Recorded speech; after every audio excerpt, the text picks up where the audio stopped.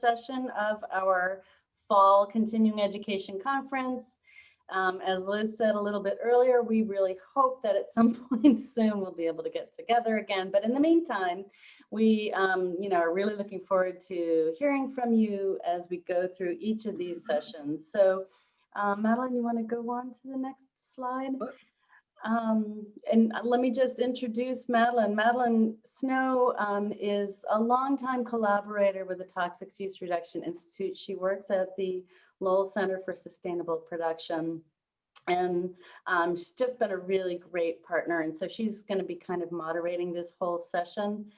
So Madeleine, you want me to go ahead and do that first poll? Yeah, go ahead.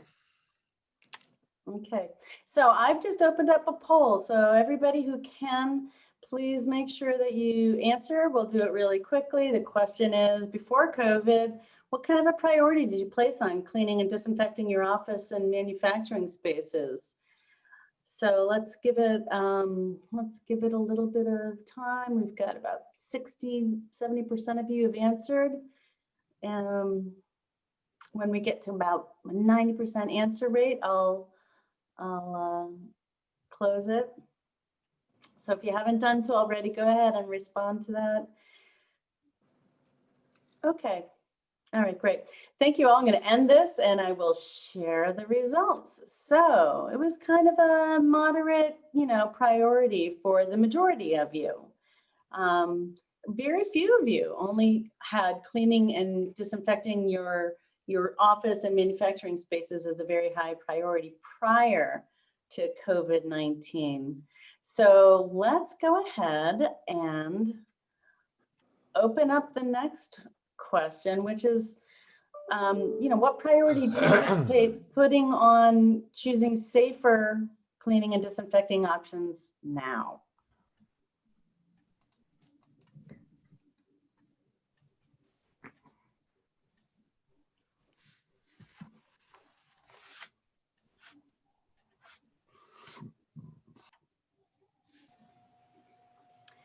All right, so not surprisingly, a little bit of a different picture, isn't it? So I'll just leave it at that then. I'll stop sharing the results and you can go on, Madeleine.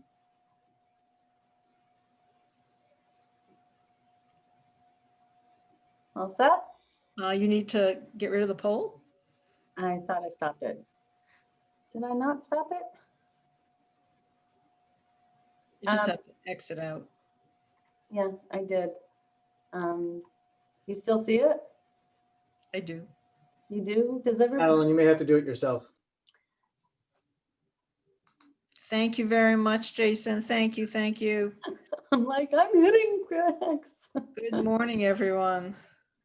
Good morning. Morning. So I think the polls just explain why we're doing this session. Certainly there has been an increased interest in cleaning and sanitizing. And so the agenda and flow for today is very simple. Introduction overview. Chuck Sheppard from SE Shires is going to share some of his experiences. Jason Marshall is going to talk a little bit about do's and don'ts. Alicia McCarthy at TURI will also talk about safer chemicals and some of the work that she's been doing. Pam will then also talk about some other toxic use reduction learning opportunities, and then we'll adjourn. So one of the ideas is to think about what the takeaways are even before we start. I'm a first generation Greek American, and my friends and I would always make fun of, let's be honest, when we were younger, the grandmothers and great grandmothers and mothers who were obsessed with cleaning. The gene didn't come down to me, but they were always cleaning. And in retrospect, I realized they were all survivors of the 1918 pandemic that swept through Europe and basically wiped out a quarter of the population of Greece. So if there's one takeaway, it is clean first. It's not just a question of smushing over that disinfectant, but clean first.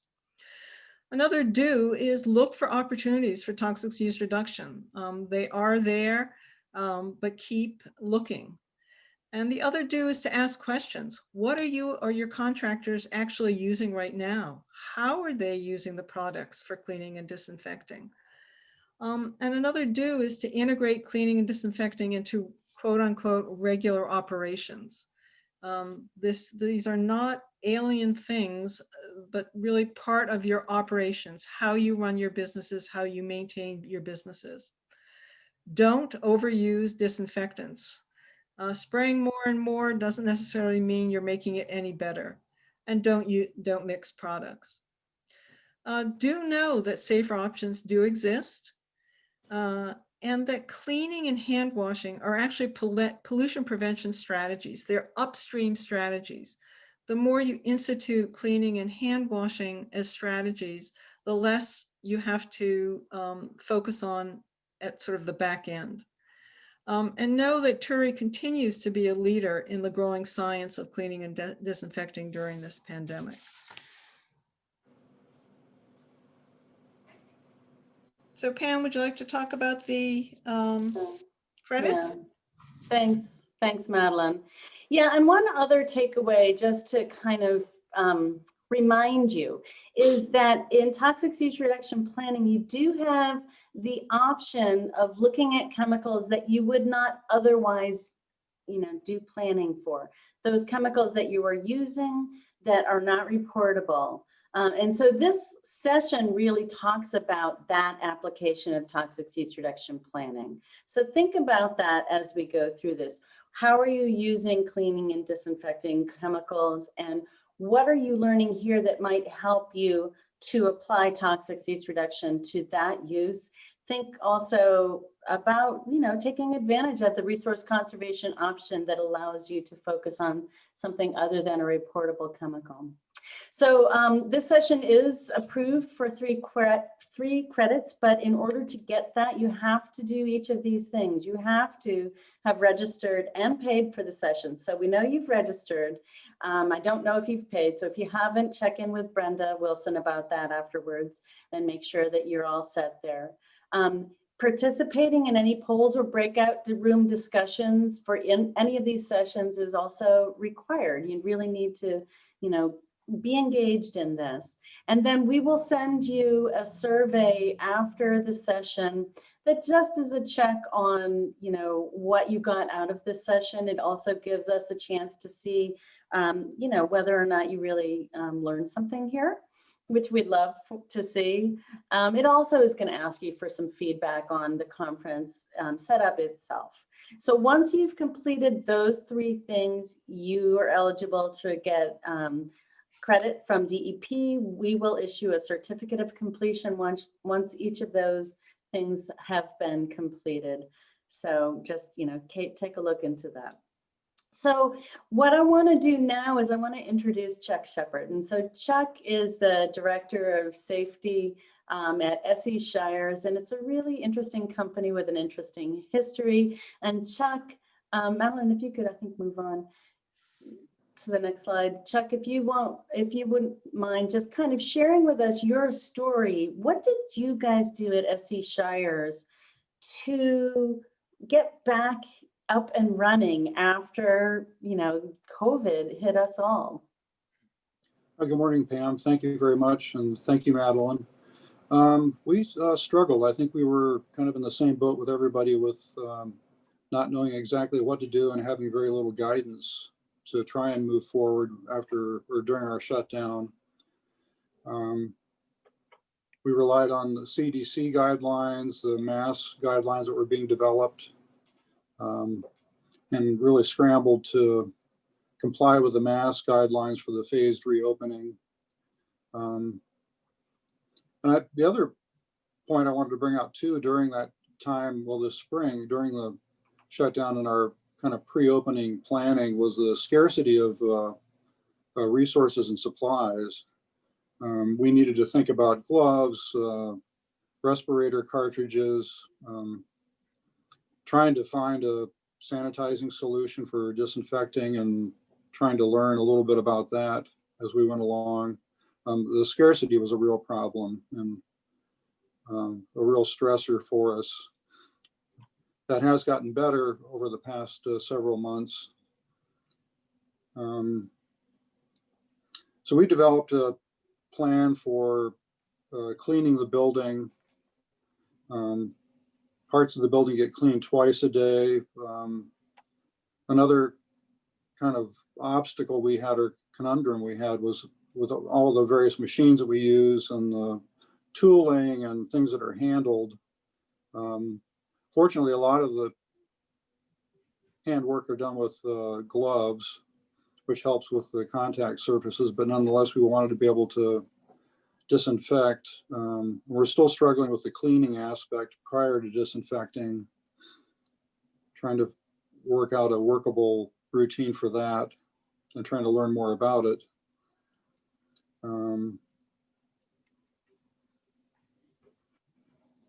Our employees have been really great in trying to help cooperate with the cleaning procedures that we put into place.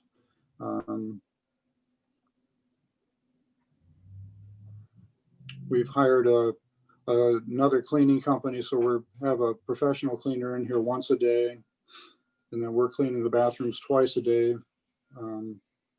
as part of our new routine. We're trying to learn more about the different cleaners and disinfecting solutions that are becoming available, and we're looking forward to learning more through Jason and Alicia's work to help guide us into a better direction. Because there just isn't a lot of information available currently, but it seems like there is more and more being made available as we kind of go along through this whole process. One thing about our operation is that we were fortunate that we have enough square footage that we're able to, for the most part, practice our social distancing and keep that in mind during the workday. We struggled with possibly splitting the work crew into 2 shifts. That was another struggle that we had early on.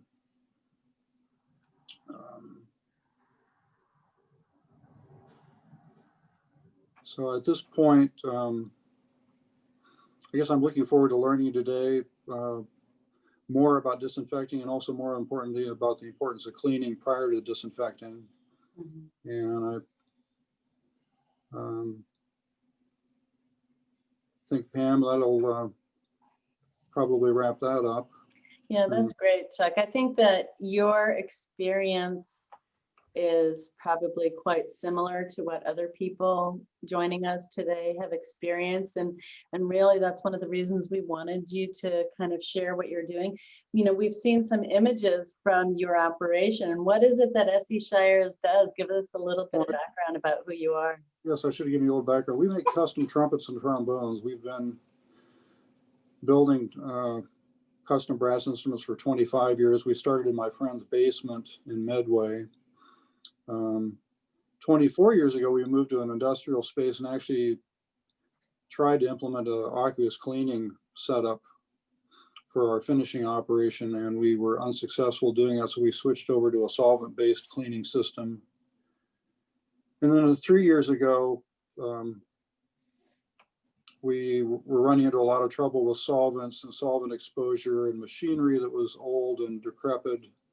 And so then we made a real big push to switch over to an aqueous cleaning system or systems, which we're still struggling with a little bit. And I've been working with Alicia at the TURI Lab, trying to test and find some better cleaning solutions for our application. So we make everything from sheet, rod, and tube. We have a machine shop here. As you can see through the slides, there's an awful lot of handwork that go into these instruments. So cleaning is something that you're familiar with. You keep it, you know, obviously I think most of you have, you know, cleaning needs for your parts and the products that you're manufacturing.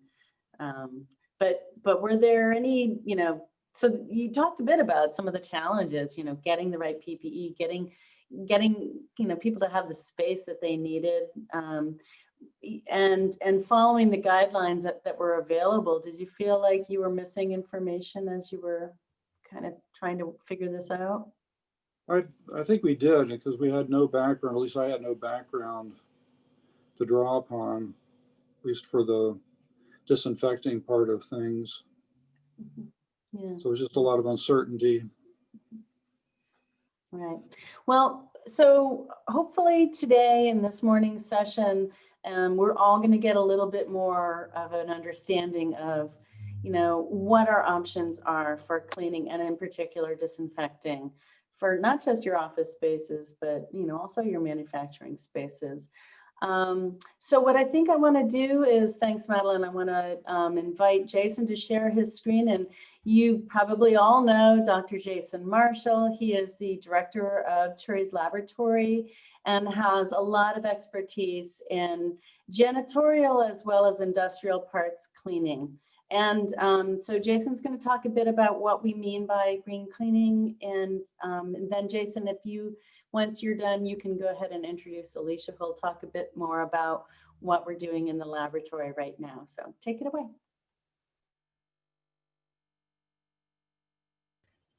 All right. Well, my mute button isn't available for me to turn it on permanently, so I'm going to hold my space bar down the entire time, see how that works. So I've been asked to talk a little bit about what green cleaning and disinfecting looks like, but to do that, I want to take a second to kind of go back in time real quick to show you what it used to be.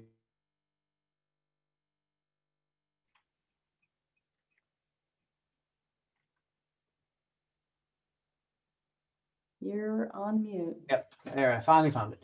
Good. All right. So, and now I have to go back a few slides because everything wants to be a pain in the butt. So 15 to 20 years ago, it was hit or miss, as you just heard from Chuck, that, finding a green product that would work for you was not as easy as we would wanted it to be when we started doing this shift over to safer, greener products. Unfortunately, this created a negative image for this green product industry, which still persists today. It's one of those things that it's unfortunate that it does, because the products that are out there today are much improved, and then they're on par or they exceed traditional products in cleaning and safety. It's important to still, do pilot testing, make sure that these products will work for your scenario, your situation. That's one of the things that TURI Lab is here to do, is to help with lab work, as well as coming out, and once we can come out and play, coming out in the field and do this. I mean, a lot of this around the green cleaning is focused on janitorial applications, which is really relevant to what we're trying to do with, cleaning our facilities versus cleaning our machinery or parts that we're making. So how did we get to this point where things got better? Well, a lot to do with third-party certifiers. These organizations were out there, and they learned early on that they needed to include some form of performance with their health and safety certification process. So this provided an independent verification on how well it worked, and also how safe it was for you and the environment. So some of the bigger organizations that are out there that we've worked with over the years has been Green Seal. We've worked with EPA through their Safer Choice program for the cleaning side of things, and we've worked with them on the design for the environment for the disinfection chemicals. And there's also the UL Labs Eco Logo program as well. Fortunately for people in Massachusetts, the state purchasing groups have gotten together and they've come up with their environmentally preferable products list. They've taken a lot of the guesswork out of where you can find these and who will sell them to you and where you can get this information on. I'm working with Julia Wolf and her organization in the Operational Service Division. Has been great, and we work together on many avenues on trying to develop best practices and safer chemistries for people to use. Now, I want to kind of touch on something here that you may have heard already today. Several people talk about cleaning, sanitizing, and disinfecting, and they're kind of interchanging them all with each other. For the most part, that's okay, but there are definitions that we try to adhere to make sure we know what we're all talking about. And so the thing that we promote first is cleaning, which is the physical removal of dirt or soil from a surface. And it's a physical breakdown of the soil and wiping it off the surface, or through either manual wipe or ultrasonics or spray washing. Those are the types of things you're talking about when you're doing cleaning. Sanitizing is a different ball game where you've already cleaned the surface. Now you want to remove certain types of bacteria from the surface to make it safe for, you know, food contact and things like that. So that's a killing or reduction or in killing of 99.9% to, you know, a 5-log reduction to 99.999%.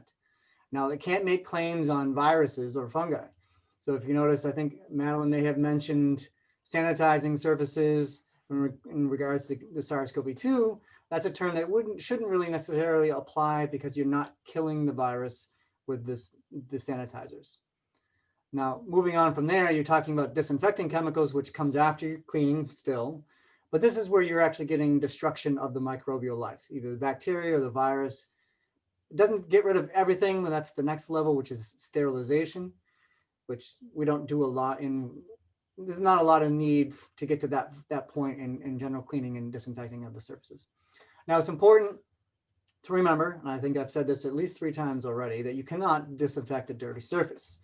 What I'd like to do is kind of demonstrate that to you with a video that my son and I put together for our black belt training, our community service project. And so this is a stop action video that he put together.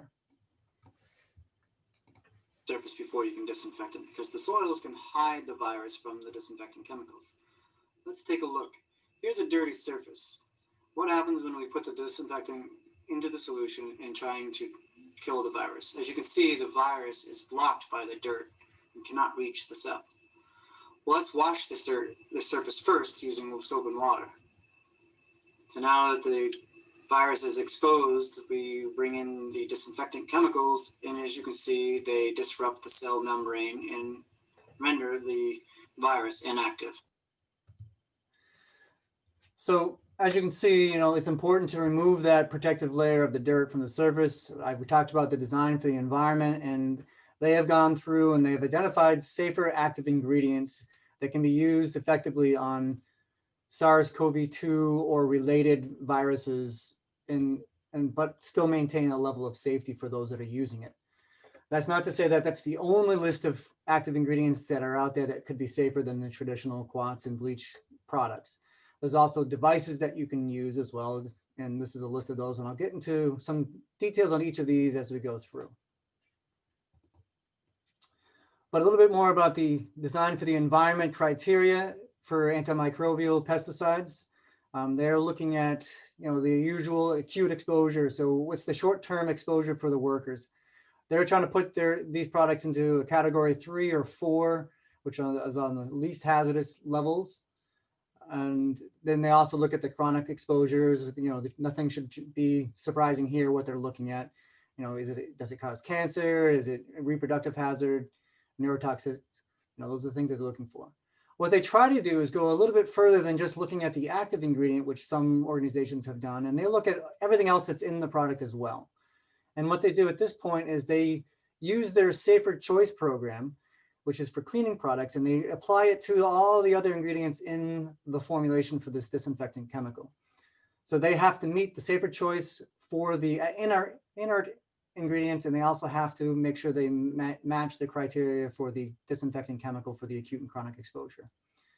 They're looking to promote products that do not require the use of protective personal protection equipment, although we still strongly encourage you to wear them, even if it says you don't need them. It's always a good practice. And there's also, they look into any unresolved issues, either around exposure effects, or what does it work in every scenario, or are there any kind of regulatory or compliance issues that they are concerned with in the bigger picture of the chemistry being looked at. They also have a way for you, if you have a formulation that you're subleasing from someone to make a product, that if this formulation is exactly the same, just manufactured under a different name, it can then also be approved by the DFE program. So this is a snapshot of all the information that you really need, and this link will take you and kind of walk you through that whole process if you want to know more. So I want to talk a little bit about the devices that are out there. They're, you know, regulated, but they're not required to do registration. So it's slightly different, but the devices are something that can use a physical means to disrupt the cells of the virus of the bacteria, either through electricity, light, either mechanical or heat disrupt the cells. If you want to know more about the guidelines around these devices, again, follow the link that's in the handouts. And that will help you kind of get a better idea of what they're looking for devices. So as you can see that they're not required to register, but that doesn't mean they're not regulated. They still are being reviewed, and they have to make sure that they are not making any kind of false or misleading claims about their products. They can't say, this works great. It will provide you 10 days of protection and you'll never have to do it again. It's one of those things that you can't make those claims without the science behind it. And so the EPA is working to validate some of these things, and manufacturers must be able to provide the scientific data to support their claims. So the first device I want to talk a little bit about is the superheated steam vapor device. And this isn't, your traditional steam cleaners or your pressure washers that you have a lot of water being spewed out and have to vacuum up and then a long time for drying. These systems use high pressure and high temperature and very little water. You're talking 5 to 6% moisture in the steam that comes out. You're using the physical nature of the temperature to get in and disrupt and break apart the virus and the bacteria. So these devices have been tested by several manufacturers on harder to kill viruses, as well as the similar to the human coronavirus. They've been shown to work at a 4 log reduction, so 99.99% in less than 10 seconds. And if you stop and think about that, 10 seconds, that's doable. Whereas some of these other products that you find for the chemistries, they're talking 10 minutes. And I'm pretty sure most everyone say, yeah, I've got 10 seconds I can spare to disinfect my surface versus 10 minutes. So based on these scenarios and relative things, they are expected to be effective on SARS-CoV-2. And again, this is a kind of in action. So here's the Mondo vat being used to clean the floors at FMAC. As you can see, the steam is far from the person doing the cleaning, and there's low risk of injury. So as you can see with the steam, people are worried about the temperature profile. If you get more than 6 to 8 inches, it's no worse contact than having a warm shower. Moving on to hypochlorous acid. It is one of 3 of the main chlorine-based disinfecting chemicals. These 3, the chlorine itself and hypochlorite, which is the active ingredient in bleach solutions. The 3 of these are on a spectrum, and depending on the pH, you can have a combination of one or the other, or in some situations, just one of the elements. But it's very pH dependent. Now, it's important to note that hypochlorous acid has a far lower health and safety concerns than the other 2. The main thing being that the hypochlorite and chlorine are both known asthmagens, and they can cause damage to the skin and eyes, whereas the hypochlorous acid does not.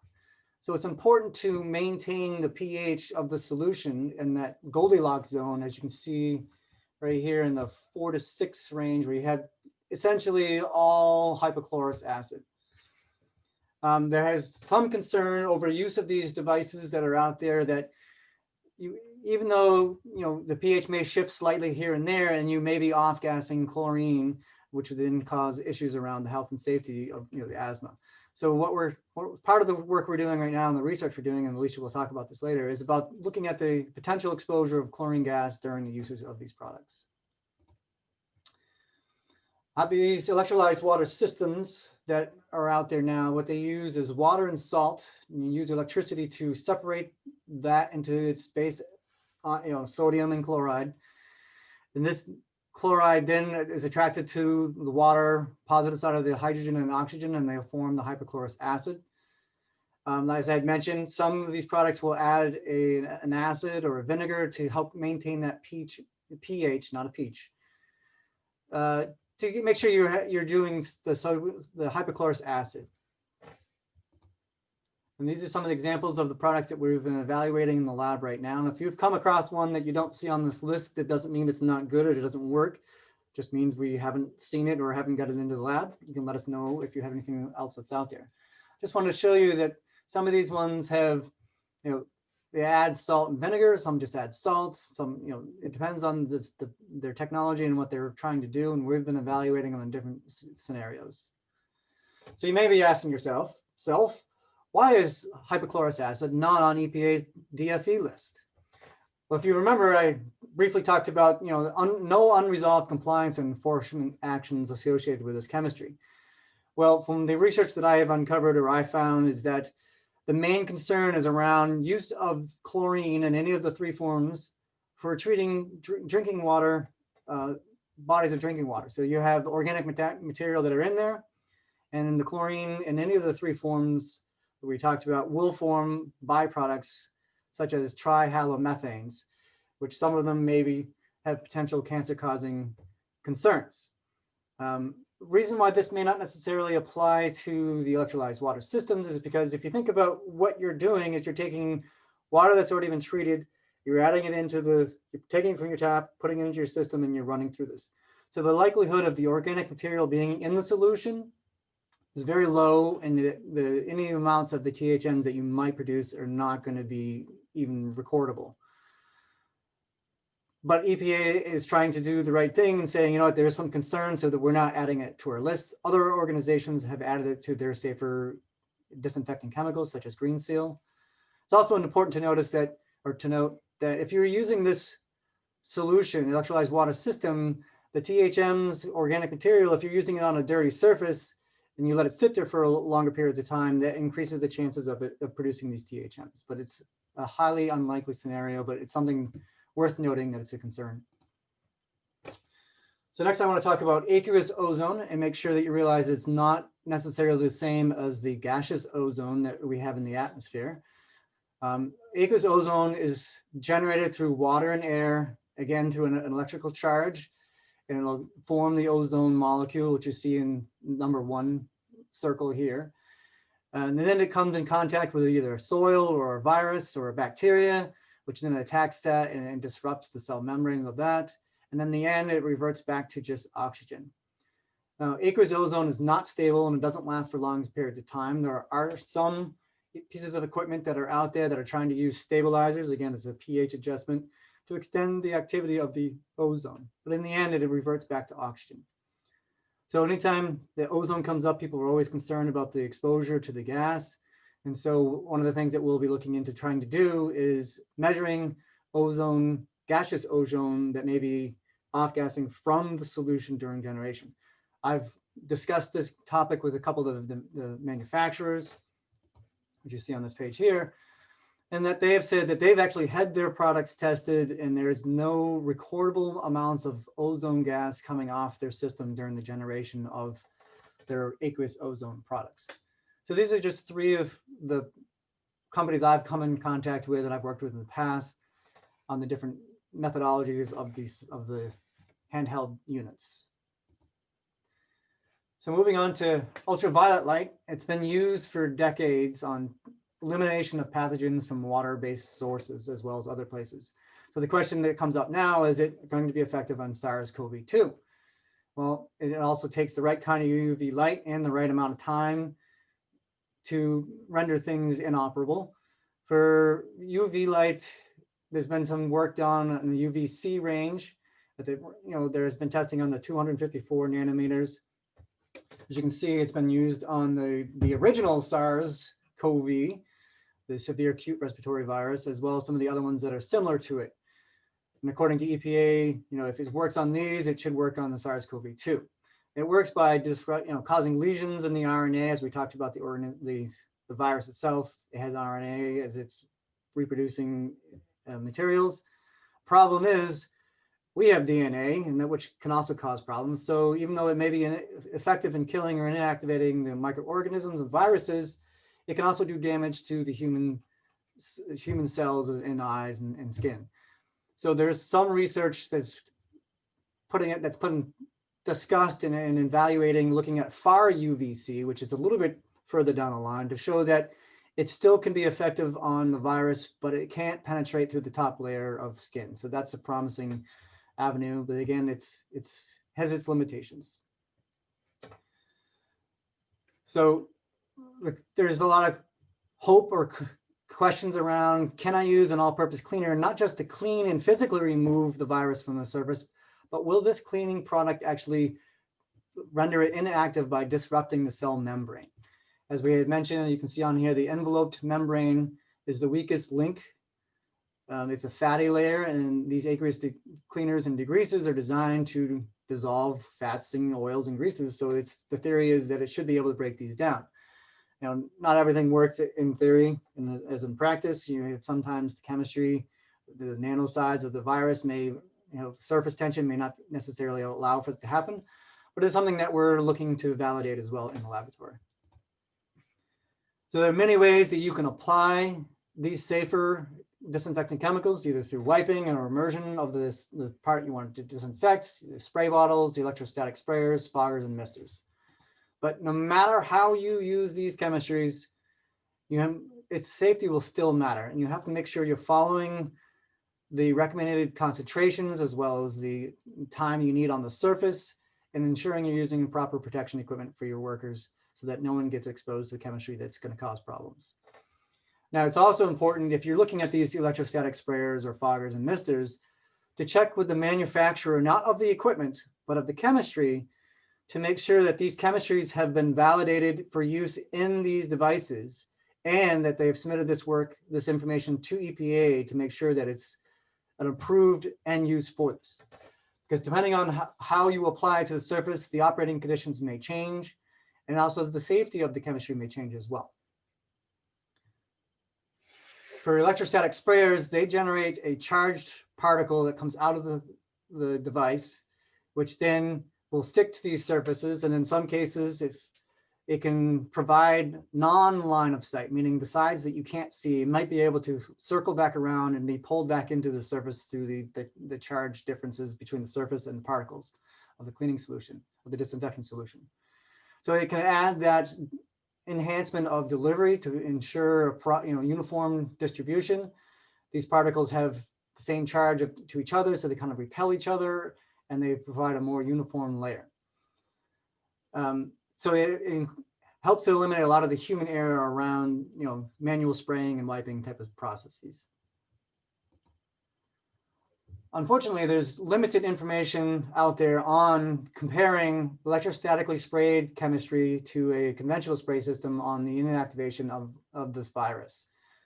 There are general studies out there that show that both are effective on other pathogens on different surfaces, but they haven't really done a head-to-head.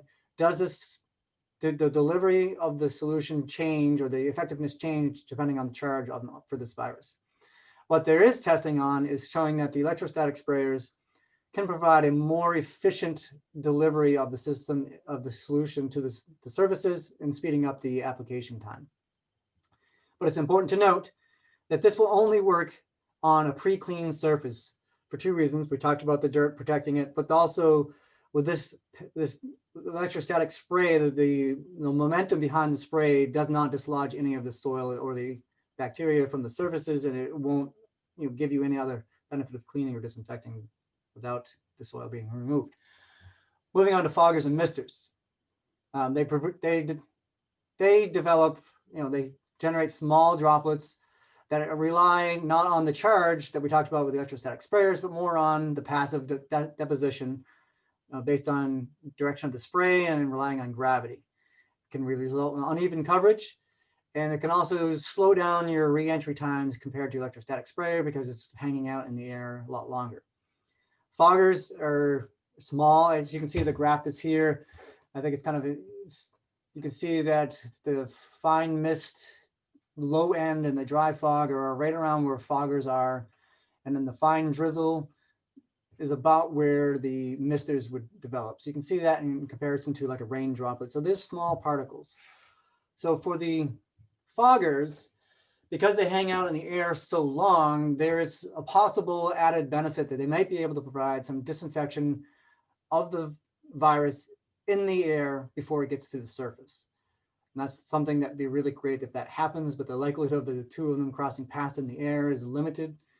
But both foggers and misters, again, will rely on pre-cleaning, and also the type of chemistry you're using, and the pathogen that you're targeting, the space of this room that you're trying to clean, the flow of the air in the room, the relative humidity, and how much you're actually putting in the room and how much contact time you're allowing for it. I want to kind of shift a little bit to talking about, the virus's lifespan is limited. As you can see from the first table down here, aerosols will hang out in the air for a while of the virus. But on other surfaces, it depends on the temperature and relative humidity. The hotter and wetter it is, the less time it is going to remain operable. And also on different surfaces, there's been testing shown how long they last. So you can see that copper, you're less than a day, there will be very little of the virus left. Cardboard surfaces, you're talking up to 2 days. And stainless steel and plastic, you're talking a little over 3 days or so that the virus will remain on the surface. It's also important to note that if a space has been unoccupied, there's no need to go in and use a disinfectant to kill the virus because it's not even in there. So it's important not to use it when you don't have to. And everyone should realize that disinfecting every space all the time is just not practical and not necessarily the safest way to go. So this brings us to the last part of what I'll talk about, is why is cleaning and hand washing important? Before we get into the meat of this, talk about transference rates. What I mean by this is that when you're dealing with a surface that someone has sneezed or coughed on, there's going to be a level of the virus that may be deposited on the surface. That's not to say that you're automatically going to get all of that when you touch the surface. Science has shown that it can range from a low end of 5% to an upper end of about 22% transference from that surface to your hand.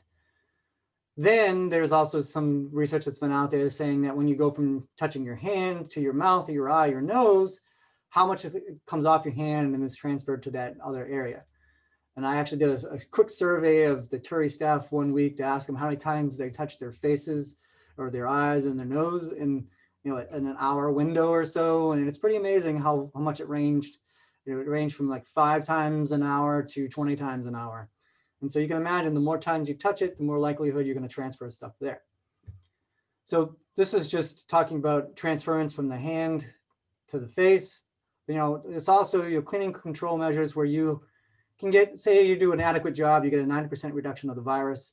And as well as if you're looking at, the studies have shown that most people have about a 75% efficiency at cleaning their hands when they're washing. So what I did is I kind of tried to put together a little scenario of how to show, doing the end of pipe treatment, the washing the hands or the upfront cleaning and disinfecting, and how effective that will be in making us all safer in terms of the SARS-CoV-2. So if you started with a surface that had 1 million organisms on it, and then we went with the worst case scenario, you touch that doorknob, you touch that countertop, you flip the light switch on and off several times, you're transferring 22% of those onto you. So now you have 220,000 organisms on your hand. I don't know about you, but I'm pretty scared about that. And then if you go from your hand at the 220,000 to your mouth using that 10% transference rate, you're down to 22,000. I feel a little bit better about it. That's not great. It's only a 98% reduction on the virus initial level. So the good news is if you introduce hand washing, even if you don't do a great job of it, you're 3/4 of the way, you get a C for cleaning your hands, and then you do the transference from your hands to your mouth, you can see that you've now gone down to 99.5%. Well, and you still haven't done anything to the surface. So you're just doing this at the end of the line saying, I can maintain some level of safety if I'm washing my hands.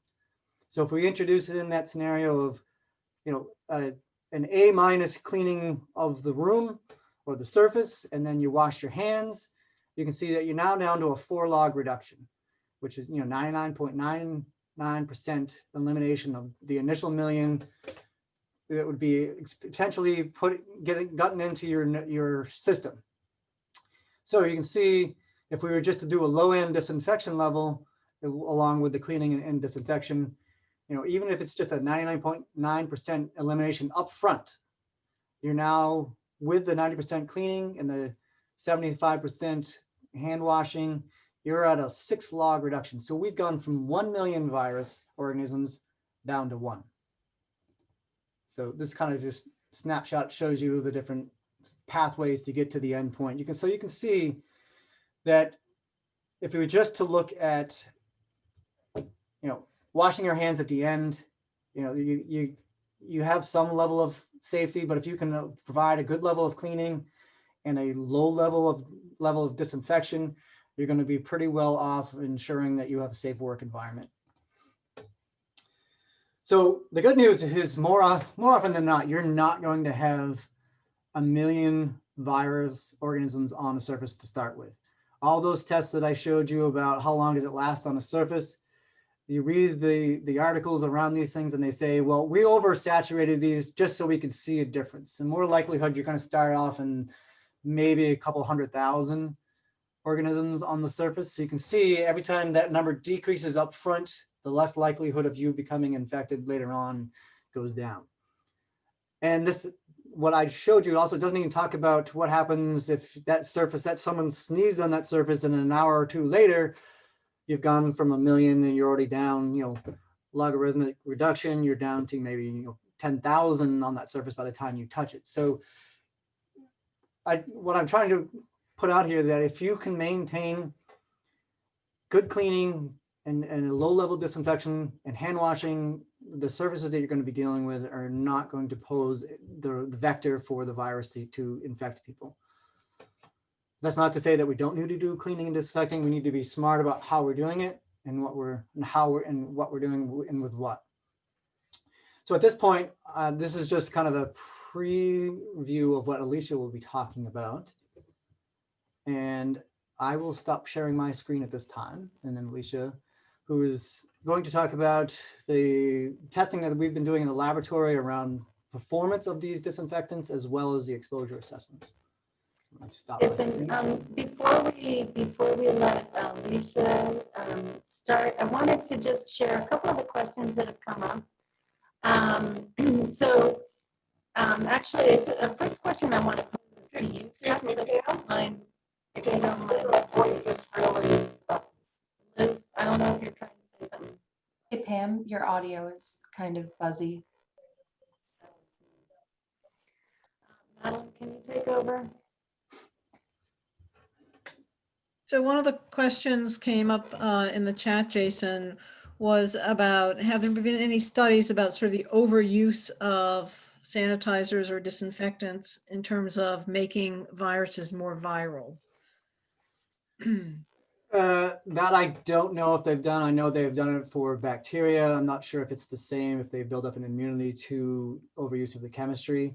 My biggest concern would be around not necessarily the effect of the overuse of the disinfectant on the virus, but on the overuse of the disinfectant on the applier, meaning the people doing the spraying.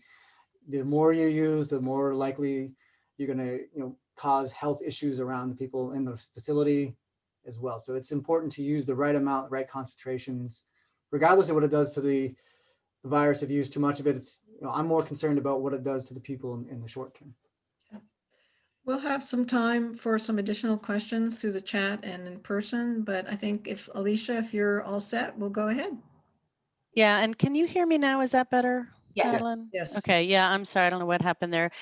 Actually, I would like to just pose one question that was for Chuck. So before we let Alicia go, so Okay. Chuck, if you wouldn't mind unmuting. Ed had a really great question, which I think is something that many of you may need to think about, which is, did you experience any real impact on production when you had to implement kind of more cleaning and disinfecting? Initially we did, but we gradually got used to it, and it really hasn't been an issue. Great. It really hasn't. Our biggest problem was just kind of ramping up, because we were, with so many people furloughed, we weren't able to bring everybody back all at once. So the time it took to ramp back up and to get used to the cleaning protocols, I think put us in pretty good shape, and we're doing pretty well with it at this point. Great, thanks. All right, Alicia, sorry, thanks for holding on. No worries. Can you see my screen? Yeah. Awesome. All right. Hello, everyone. So today I'm going to be talking about, oh, hold on. There we go. I'm going to be talking about the disinfection testing that we've been doing in the lab. And the goal of our testing that we've been doing thus far is kind of researching what safer cleaners are out there that, Jason was just talking about, and the disinfectants as well, because we were talking about all-purpose cleaners, like what does cleaning actually do to remove or inactivate certain viruses? And then on top of that, using a disinfectant afterwards, what is it doing? And we wanted to test common household cleaners to see, you know, what they would actually do on their own, just the chemistry itself. And we wanted to test out the equipment to kind of give some clout to steam cleaners and UV to kind of see what it will actually do on different types of viruses. And we wanted to check out to see what safer disinfectants, especially on the EPA N list ingredients, safer active ingredients, so looking at ozone, citric acid, hypochlorous acid, just seeing what they actually do. However, we didn't want to test COVID-19. It's highly infectious, and we just didn't want to deal with that.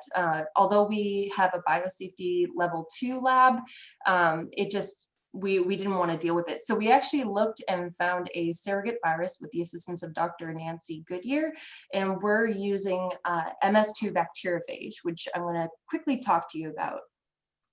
So for those of you who don't know what a bacteriophage is, specifically an MS2, which is the male sterility 2, it is basically the deadliest being on the planet, but to bacteria.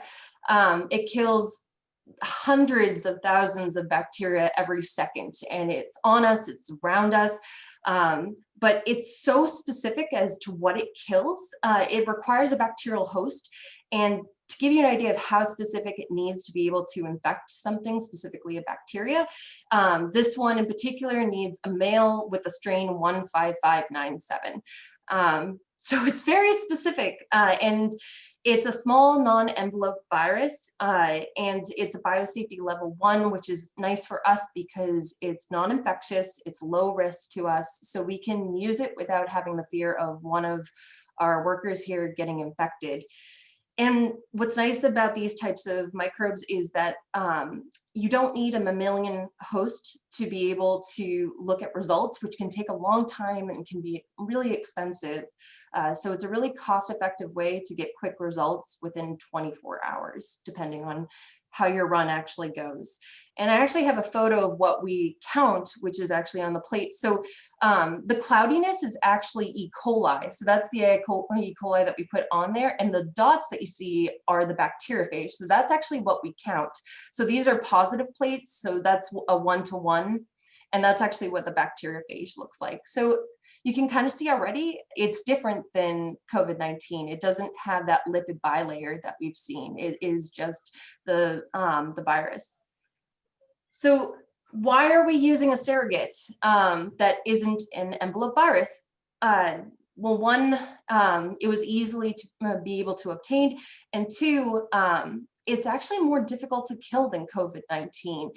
Small enveloped, non-enveloped viruses like MS2 bacteriophage, because they don't have that lipid bilayer that can be broken down and make it at risk to be able to be inactivated, have a harder outer coating that can make it more resistant. And what's nice about this is when we're doing testing within the lab, if it works on the MS2 bacteriophage, we know it will work on COVID-19.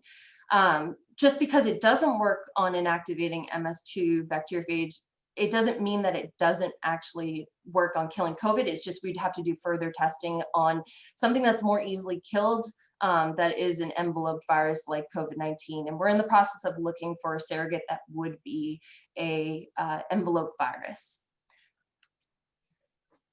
So I wanted to talk about some of the preliminary product testings that we have done. So far, what we've been doing is non-porous stainless steel coupons as our surface area, just to get a general idea of a lot of the chemistries and how they disinfect on these surface areas. And we just picked a time of 1 minute.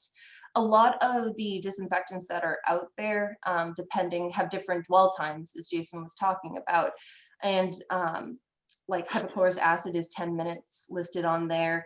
But we just kind of wanted to see overall, as someone would actually use a disinfectant, and I'm sure you have, you spray it down after cleaning, and you don't just let it sit there all the time. You're in a rush, you're doing other things, so you probably wipe right after. So we just wanted to see what 1 minute would do for those times. So we tested out Castile soap and a couple of products that are on the market and readily available in like the grocery store. And you can kind of see, we kind of listed some of the ingredients, but as a reminder, these all-purpose cleaners, their purpose is not to disinfect. That's your primary goal, is to first clean, then disinfect.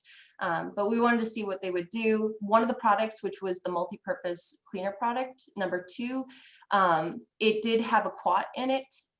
So you can kind of see there, it actually listed on the bottle that it would have a 99.99% removal, and we found it did kill 100% of the MS2 bacteriophage.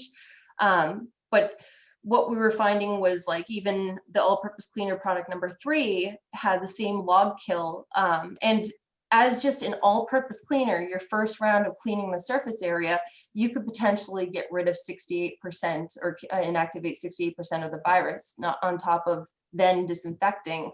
So you can use like a safer disinfectant because you've already removed a lot of the virus. So what we're trying to do right now, you can kind of see here that there are different log reductions. And as I said, this is preliminary data that we're working on. We're trying to make it so that it can all be on the same level of log reduction that you can relate to, so we can show and compare them side by side. Just because they're different logs does not mean that they're not working.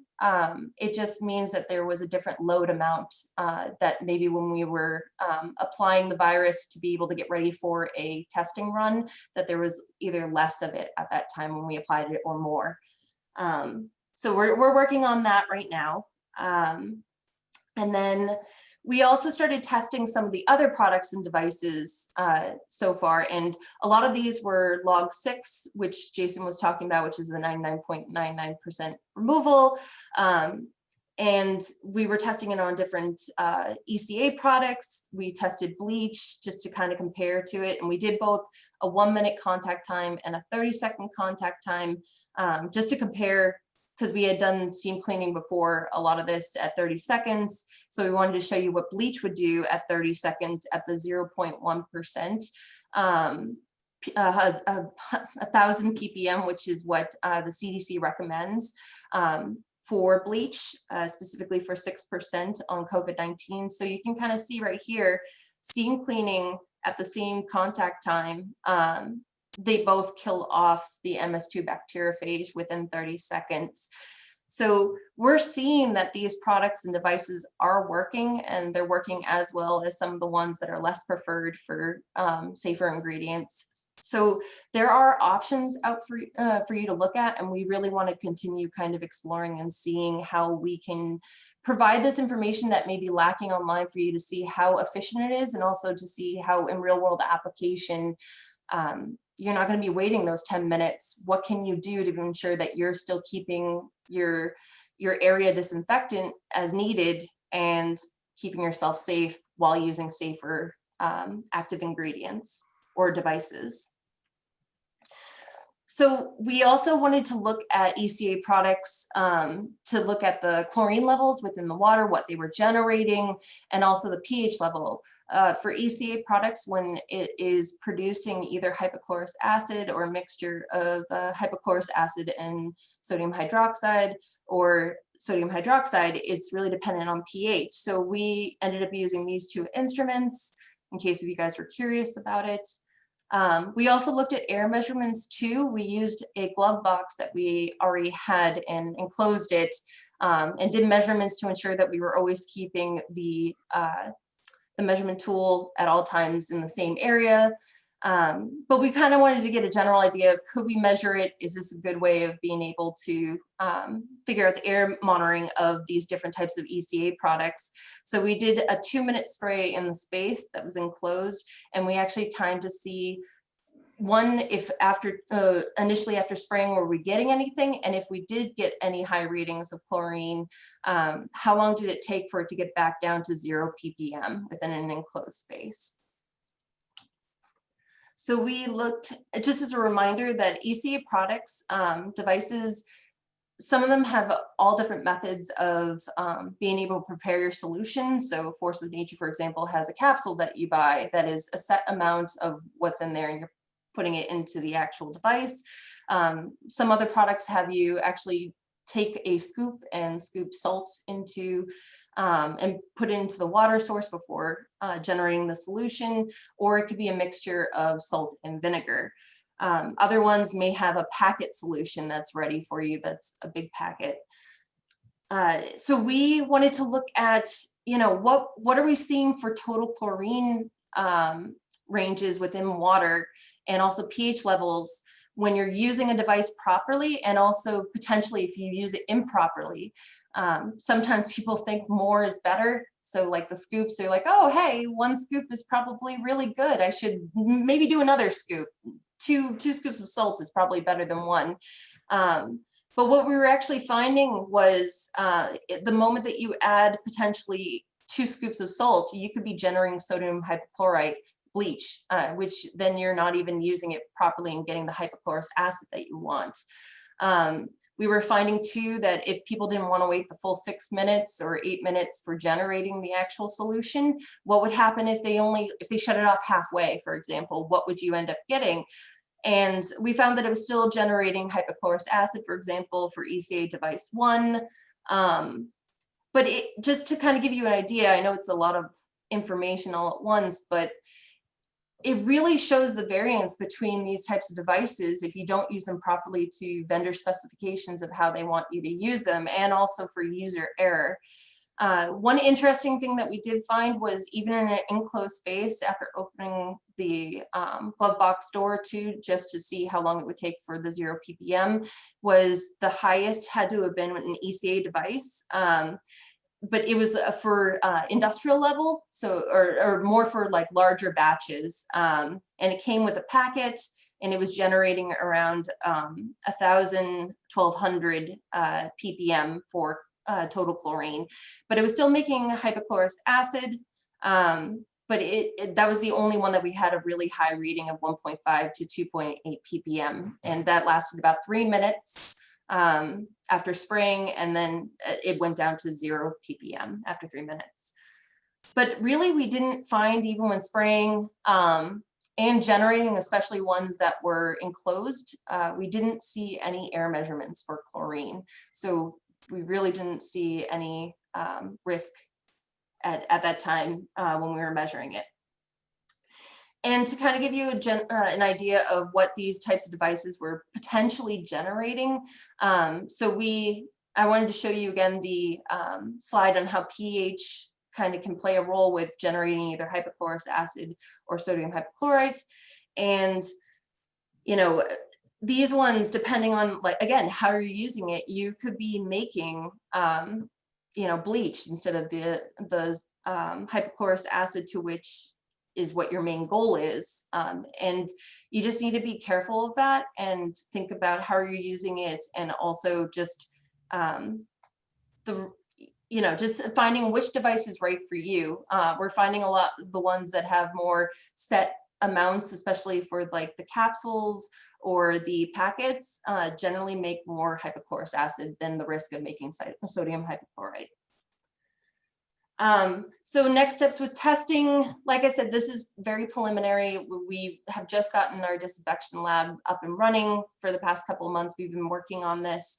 But these are some of our goals. We really want to look at the different concentrations of these types of ECA products and even NADCC tablets.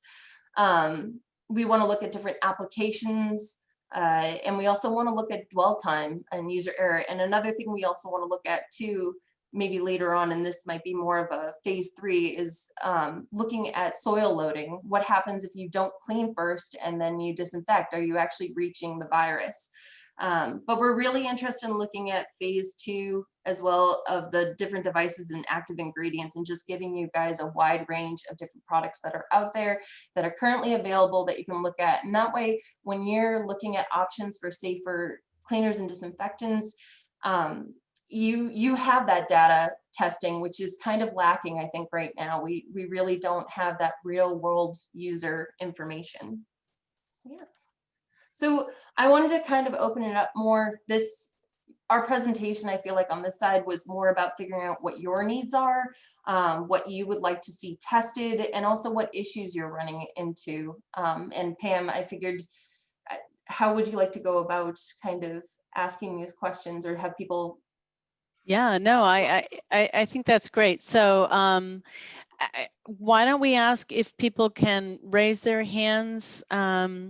If you have a response, if you'd like to talk about what your issues are and what else you may be looking for information on, we can respond to Alicia's question there. We also have a number of questions that have come up in the chat, and maybe while you think about I've been going through and answering as many as I can during Alicia's presentation. So there are some responses to them in there now. Thanks, Jason. One question about the ozone. I see that you've responded about ozone safety, but Michelle points out that ozone is a listed toxic chemical. And as we know with toxics use reduction, sometimes we are looking at using other chemicals that may also be listed, but we may deem to be something that we can manage better or that we can use in lower amounts. But a really good point that ozone is in fact a listed toxic chemical, so something to think about there. Thank you. So does anybody have any questions for Alicia or Jason about what you've heard? I mean, this is a lot of information here. So you can raise your hand, you can kind of hover over your name and oh, actually, I think it's on the bottom of your slide of your control panel. You should be able to raise your hand, or you can just unmute yourself. I'm trying to see, Jason. Unfortunately, I can't see that you answered all of those questions. So a couple of times we were asked the question about how do you define whether or not something is safer? I don't always. Yeah, I didn't answer that question. I thought you had already said that was already in there, but it. Can you just go ahead and? Yeah, for cleaning or products in general, and there are different endpoints that you can look at. I mentioned the acute and the chronic exposure, but we also look at aquatic toxicity and environmental impacts and worker exposure and things like that. So we use a tool that's available for you guys to use. It's called P2 Oasis, and it's actually available through TURI, one of the websites TURI has. And it kind of gives, there's 150 different endpoints you can look at. We tend to use about 60 or so of those to do an evaluation of a product. And it looks at, it uses a safety data sheet. You can use other external resources from EPA and other health organizations about potential health risks and exposure risks. Kind of develop a profile of these chemistries. It's not going to come out and say this one is better than that one. It'll say here they are. This is the hazards associated with this one. This is the hazards associated with that one. And then it's up to you to make that decision as what hazards are you willing to accept, or can you control easier, and you'd be kind of switching towards something that's potentially safer than what you're using now. Right. Daryl talks about accessibility, and I know that that's one of the issues that many people are facing is, getting access to some of these devices or even to some of these solutions. And so she's wondering whether or not we have a reference that people can go to. And Jason, I believe we have that, right? I'm sorry, say that again. A reference about what are some of the safer options that are available, where they can find them. And yeah, on the disinfection side of things, the TURI's website does have a list N chemistries that we had deemed were using the safer alternatives, safer active ingredients. I've gone through that list a few times to try to make it easier for you guys to find them as opposed to sifting through the 500 that are on there. We can pull out the 25 or 30 that match the safer active ingredients. So I think I had sent Pam an updated list that we're going through right now that hopefully we'll have up there for people to see and to go through. Right, great. And then I wanted to address, just to let people know, and someone brought up a really good question.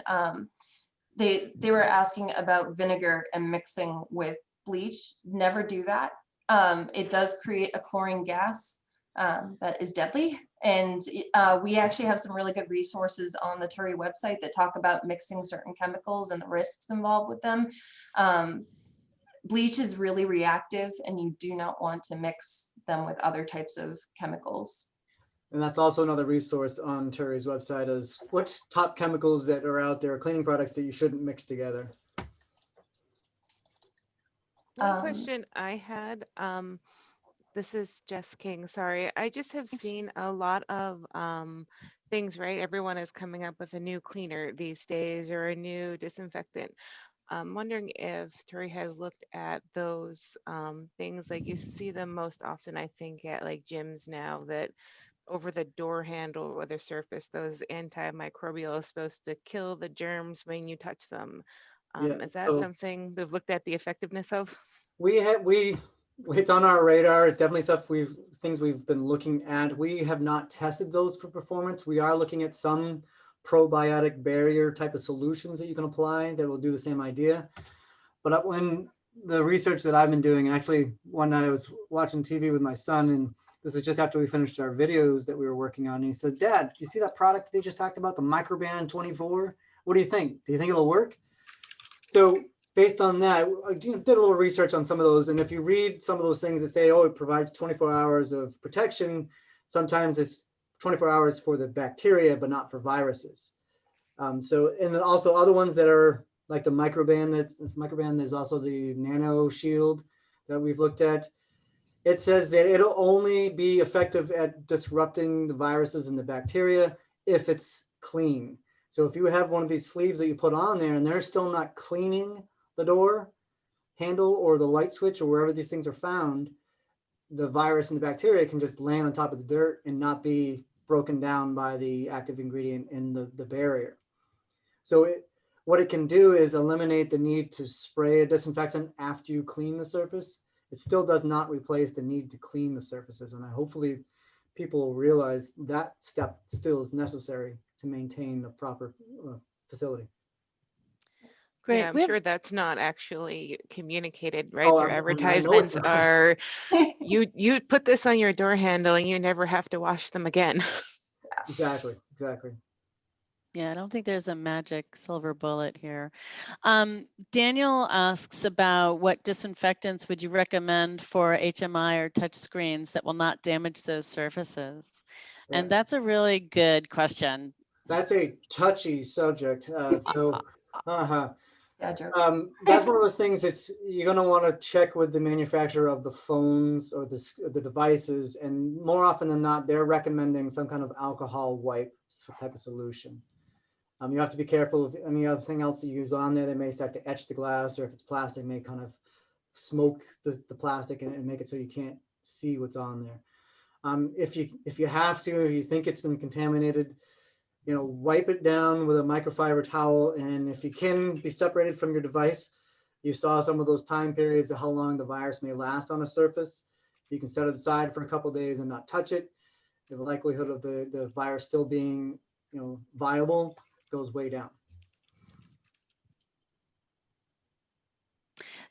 Thank you. So Sandra Wyman shares that there may be a way to use ORP to help you track residual chlorine to make sure that you stay in kind of the sweet spot if what you're trying to do is to disinfect using hypochlorous acid. And so that's an interesting comment. Thanks, Sandra. Lots of questions about what do we mean by clean, and I see that you're both responding to that. That's why we're still in business, 30 years later. It all depends on who you are and what you're doing. Cleaning for a doorknob is going to be far different than you cleaning your instruments that you're making or the parts that you're making. There are devices that are out there that you can use for janitorial applications called ATP swabs, the adenosine triphosphate.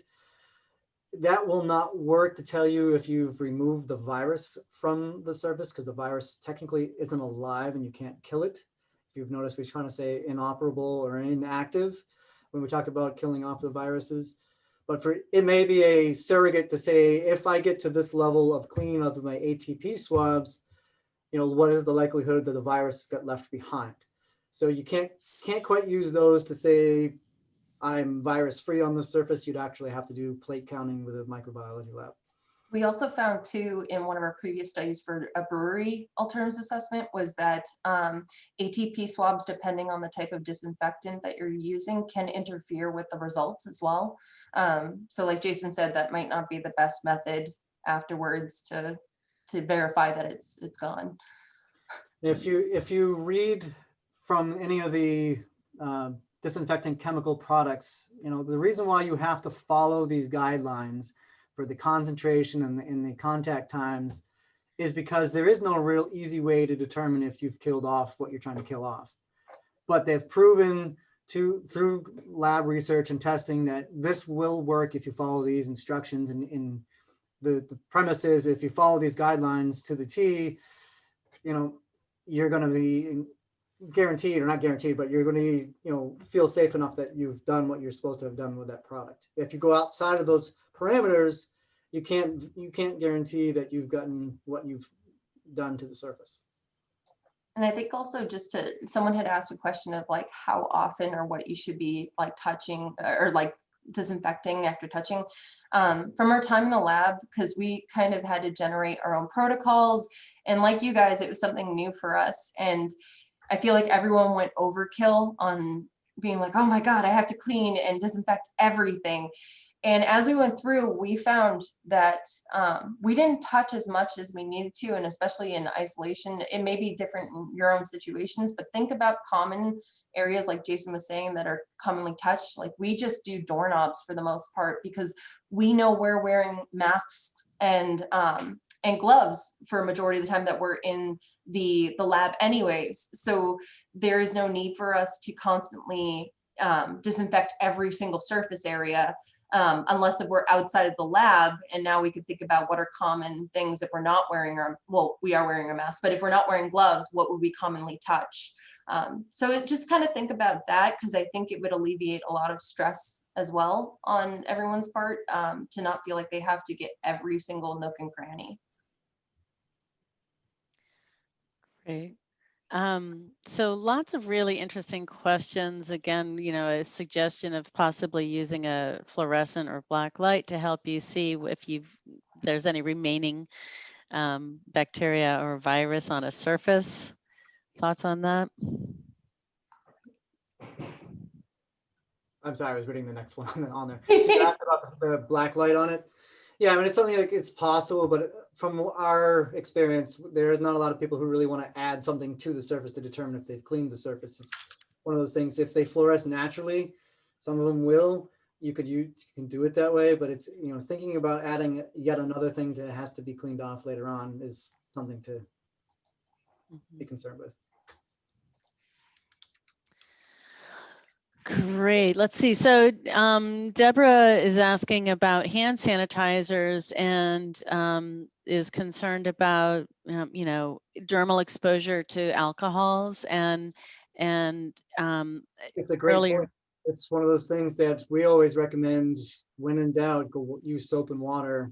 The hand sanitizers are for those scenarios where you don't have access to it and this is the last line of defense.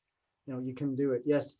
A lot of people are having issues with drying out the skin, and does that make it worse or more susceptible to get, you know, the alcohol inside the skin and cause damage that way?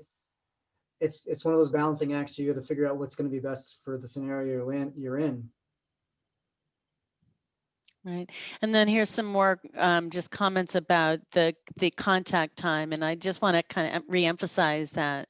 So when you're actually at the disinfecting step, you know, being clear that you understand, you know, what the required contact time for the disinfectant that you're using is so important, because it really makes a difference on the efficacy of that active ingredient. Yeah, and it's also important to emphasize, if you look at any of the labels on how to use these properly, they all will say clean first with a suitable cleaner and then use our product to disinfect.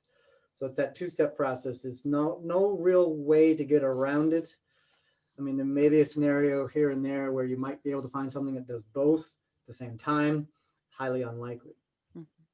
So really, really interesting. So just a reminder to all that, you know, you can take a toxic yeast reduction planning cycle and focus on your cleaning and disinfecting practices. So as an alternative to your regular toxic use reduction planning, you can focus on your quote unquote janitorial applications of chemicals. And this is a really great opportunity for you. And right now, it's so important because we're all so much more focused, as we saw on our poll, on prioritizing cleaning and disinfecting in our office and manufacturing spaces. So a really good opportunity for everybody. Madeleine, I want to kind of hand it over to you and see what else you want to share before we wrap up.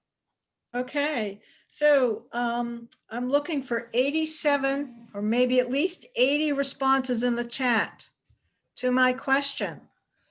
What's the one thing that you will remember or take away from this session? I'm looking for 80 responses. What's the one thing that you will remember or take away from this session? Go. I got mine in.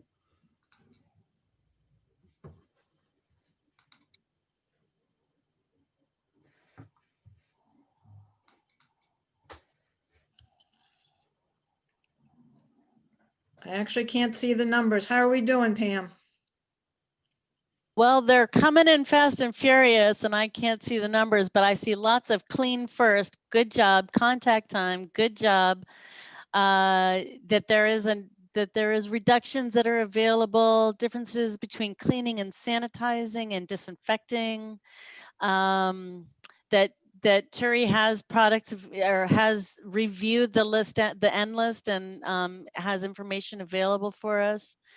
Wow, you know what? This was a hard one, Madeleine. There's at least 45 or so that are new messages that are in there. So Excellent, excellent. Yeah, And no, this is great. my big takeaway is when Jason tells me not to touch my face, I have an incredible urge to touch my face continuously. So Oh yeah, I was the 20 times per hour person because I have the same issue. it's just I can't stop myself, but I'm controlling. that's all So right. also some comments on what a great visual that was, Jason. The whole why does it work? How do we disrupt the lipid layer of the virus? So really, that was great. All right. I'll pass that along to my son. He'll be so excited. I think it has to go TikTok viral, Jason. I really do. Seriously. All right. Well, thank you very much. I'm going to pass it back to Pam. Okay, great. Thank you so much. So this is really great, and what a great way to kick off our fall conference. I want to remind people that this afternoon at noon, we're going to be joined by Liz Harriman and Tiffany Skogstrom, who are going to talk about, what's new in the toxic use reduction program. So this is, please join us if you can. We will be recording that. But join so that you can ask questions. There's lots to cover there. Also, this afternoon, we have our second session, and that's going to be looking at our new TURI data site. So please, if you haven't already registered through Zoom, please do so. I want to just, I know how complicated the whole process is to get you into each of the individual sessions, but we need to do that Zoom registration so that we can, reply back to DEP that you attended, et cetera. So if you haven't already registered for that individual session this afternoon at 3, please make sure you do so. And also next Thursday is our second day of conference sessions. And we're also doing this noontime networking opportunity. And again, not required. It's not like you're going to get credit for it, but I know that we've heard from a lot of people how much we miss each other. Surprisingly, like there's networking that happens when we're in person that we just haven't been able to get to. So would love for you all to take advantage of that. There's the link. We do ask that you register for that because we have different breakout session topics topics, and we want to know what you're going to be focusing on. So also with this session this afternoon or at noon, there is a handout that goes along with it. So Liz and Tiffany are going to be talking about a lot of information, but on our website there, and I've added the link in the chat several times. There is a handout that goes along with it that goes into much more detail. So you really probably want to pull that up as well. So again, thank you all for joining us. Thank you to Jason and Alicia. Special thanks to you, Chuck, for sharing your experience. It was a really great way to kind of kick off the conversation.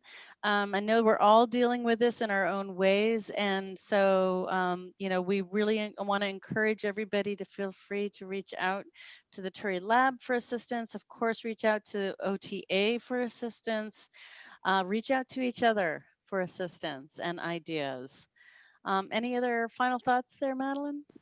That's it. Great. Okay, well, you know what? That's an extra 3 minutes for you all to go out and enjoy your